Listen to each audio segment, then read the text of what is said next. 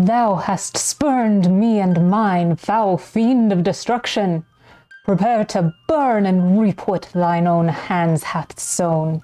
For thine evil ways are but a testament to the blackest depths of thy soul.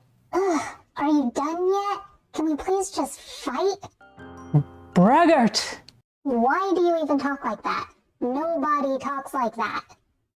The beauty and elegance of mine words were birthed forth by my forebears. Oh great, more monologuing, just what we all need. Tell you what, you keep going and I'll just be over here, totally listening, for sure.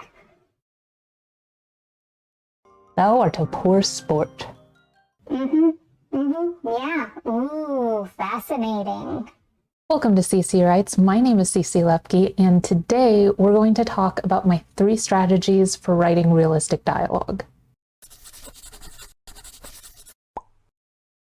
For most stories, dialogue is a vehicle for action. It conveys backstory and exposition, but most importantly, it serves as a way for the characters in your story to become avatars for your readers. When your reader is able to connect with your characters so that they can see themselves in the story, the events and emotions of your story hit harder. Really well-written dialogue transforms your work from a story into a world that your reader inhabits. Bad dialogue, on the other hand, will harm your prose and make your writing seem stilted, bland, and unrealistic. Today, I'm going to show you the 3 strategies I use to transform my prose and my story through dialogue. With just a little bit of guidance, you'll have a solid method for approaching dialogue that uplifts your story. If you struggle to write realistic dialogue, then stick around because this video is going to be a huge help. But if you're here because you're not sure what your story lacks and you're just taking a stab in the dark, then this one probably isn't for you. I would recommend checking out my series on writing prose because it will be a much better starting point for honing your writing skills overall. As I said previously, I have 3 specific strategies for improving my dialogue. But just because there are only 3 strategies doesn't mean it's going to be simple. I'm breaking down my methods into pre-writing, writing, and editing stages. Each one of these is necessary to develop your understanding of communication, which is a pivotal skill if you want to write good dialogue. You need to be able to think about conversations like a linguist analyzing language. Write your dialogue with the sparsity and grit of a cowboy, and edit your work like a gardener tends to a bonsai. Let me show you how. To be a good writer, you have to write dialogue that isn't distracting to your reader. To be a great writer, you have to be a good listener. You have to listen like a linguist. A linguist works with people to discover the patterns that live in language and to document language.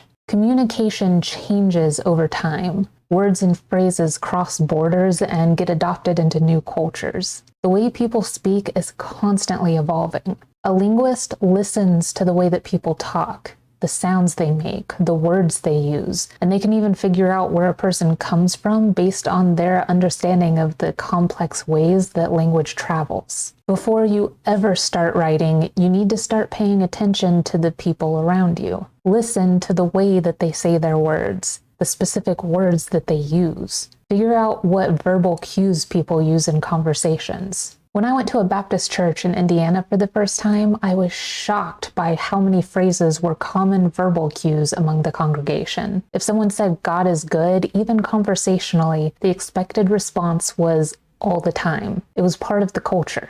Even outside of church, there are verbal cues that people use with their friends and sometimes even strangers that are meant to elicit a certain response. Or did you think, how are you, is actually used to inquire about your well-being? Of course not. At least not in the US where I'm from. It's a verbal cue that basically means hello and requires the response, good, and you? Beyond verbal cues, there are also verbal tics used that can vary by region or even person to person. In high school, all the kids I was friends with would say woot whenever they were excited by things. My best friend would often talk about people who were Twitter-pated because it was a phrase her mother used all the time that meant infatuated. I personally use the phrase, so that's a thing, after I say a fact that I dislike or have mixed feelings about. When preparing to write dialogue, listen to all of those little anomalies that people use when they're talking and write it down as often as possible. Anytime you hear a funny or interesting conversation,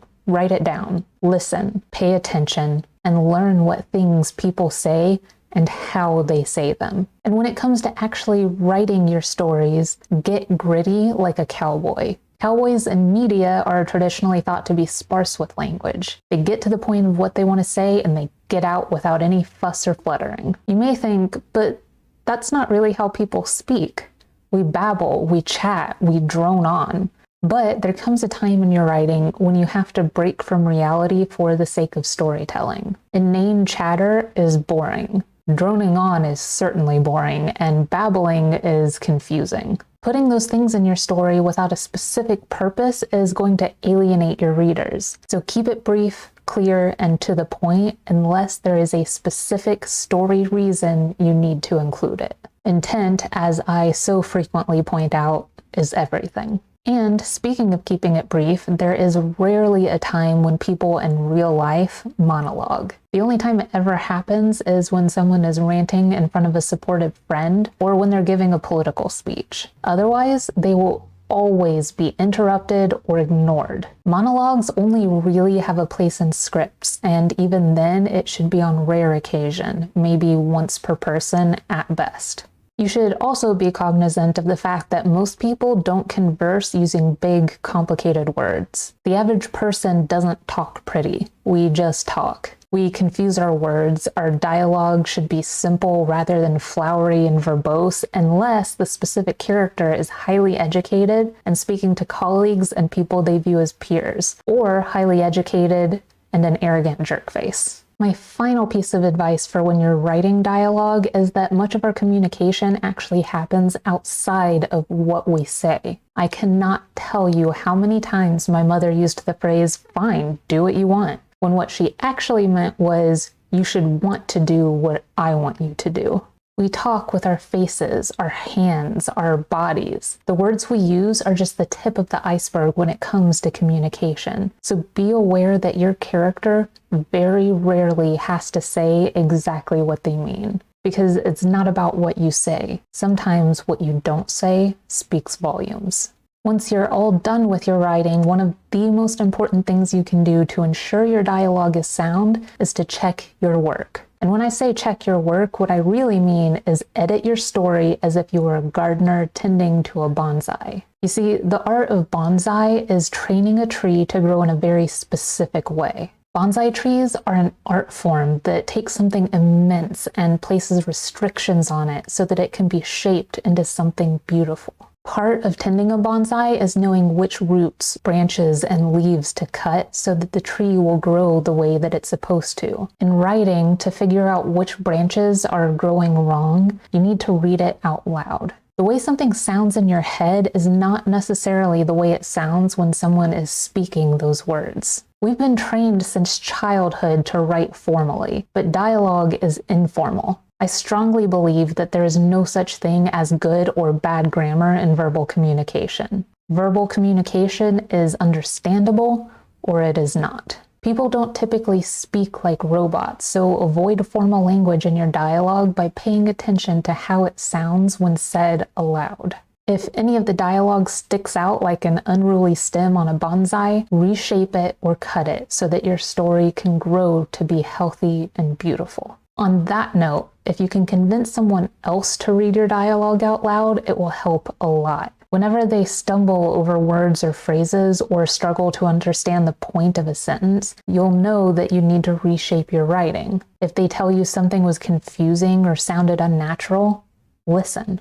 And all of this brings me to my final point, which is that you should never allow your writing to become too precious to you. Yes, it is your baby. You tended that little tree from the time it was a sapling. Cutting away the bits and pieces can feel like torture, but it's a necessary pain. Find a way to take a step back and see the beautiful shape that your work will make if you're willing to cut away a few ugly branches, to clip those rotting roots. Then get out the gardening shears and get to work. My strategies for writing great dialogue rely substantially on you taking the time to understand conversation and the way real-life conversation should sound. At the heart of it all is a necessity for you as a writer to master the art of communication. In fact, I'm not even asking you to master all aspects of communication. If you take one thing from this video, it should be that the best way to learn to write dialogue is to listen, and listen well. What's the weirdest or funniest real-life conversation you've ever heard? Leave your answer in the comments below. And if you liked learning about my 3 strategies for writing dialogue and want to see more from me about how to write, check out the video on top where I talk about how to use metaphor in your stories. Otherwise, click on the bottom video to see what YouTube recommends. As always, thank you so much for joining me today on CC Writes. I hope you enjoyed our time together, and I will see you later.